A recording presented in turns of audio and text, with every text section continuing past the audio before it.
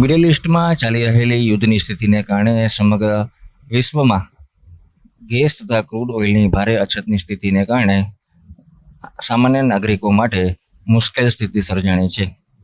તેવામાં ભારતમાં પણ ગેસની અછત સર્જાયા બાદ હવે પેટ્રોલ ડીઝલનો જથ્થો મેળવવામાં પણ લોકોને મુશ્કેલી થઈ રહી છે.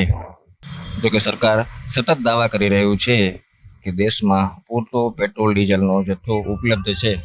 તે વચ્ચે ગુજરાતમાં ગઈકાલે જે રીતે પરિસ્થિતિ સર્જાઈ હતી તેની અસર કચ્છમાં પણ જોવા મળી હતી.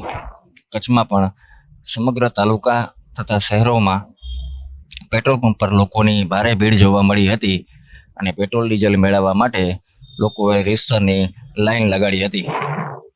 જોકે આવી સ્થિતિ વચ્ચે રાજ્યના મુખ્યમંત્રી, ગૃહમંત્રી તથા વિવિધ જવાબદાર અધિકારીઓએ ગુજરાતમાં પૂરતો પેટ્રોલ ડીઝલનો જથ્થો હોવાનો દાવો કર્યો હતો.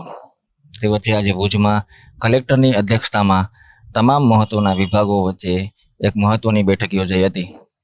જે બાદ તંત્રએ કચ્છમાં તમામ પેટ્રોલ પંપ પર પૂરતો જથ્થો હોવાનો દાવો કર્યો છે. સાથે લોકોને અપીલ પણ કરી છે કે અફવાઓ તથા બિનજરૂરી માહિતીથી ગેરમાર્ગે ન દોરાવવું. કચ્છમાં પૂરતો પેટ્રોલ ડીઝલનો જથ્થો છે અને તમામ વિતરણ કરતી કંપનીઓ પાસે પૂરતો પેટ્રોલ ડીઝલનો સ્ટોક છે.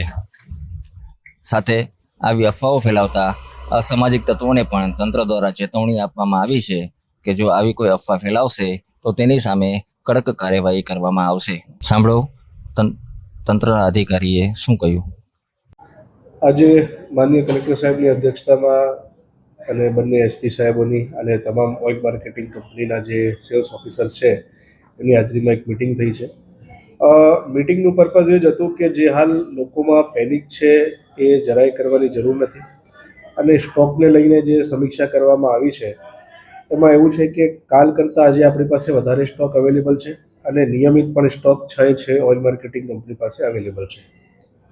આપણે કચ્છમાં કુલ 344 જેવા રિટેલ આઉટલેટ છે પેટ્રોલ ડીઝલના, જેની અંદર આપણી જોડે 1,37,75,000 જેવી કેપેસિટી છે, જે ઓલમોસ્ટ 40% જેવી હાલ આપણી જોડે અવેલેબલ છે અને ટ્રાન્ઝિટમાં પણ છે. એટલે મારે એ જ કહેવું છે કે કોઈ પણને પેનિક કરવાની જરૂરિયાત નથી અને ખોટી અફવાઓ પણ ફેલાવવાની જરૂરિયાત નથી.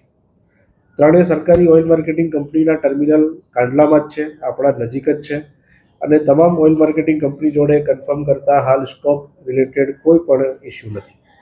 સંગ્રહખોરી વિશે સાહેબે બધાને એ જ સૂચના આપી છે કે ગાડીના ટાંકા સિવાય કોઈ પણ વ્યક્તિને બેરલ હોય, પીપળા હોય કે બાઉઝરોની અંદર ભરીને આપવાના નથી, ડીઝલ કે પેટ્રોલ બંને. એવું કોઈ પણ કરશે તો પોલીસ અને જિલ્લા વહીવટીતંત્ર તરફથી કાર્યવાહી કરવામાં આવશે.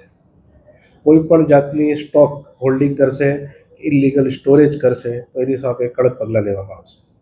લોકોને સાહેબ મારી એ જ અપીલ છે કે જરાય પેનિક થવાની જરૂર નથી, થોડું પેશન્સ રાખવાની જરૂરિયાત છે અને આપણી પાસે ડીઝલ અને પેટ્રોલનો પૂરતો જથ્થો ઉપલબ્ધ છે.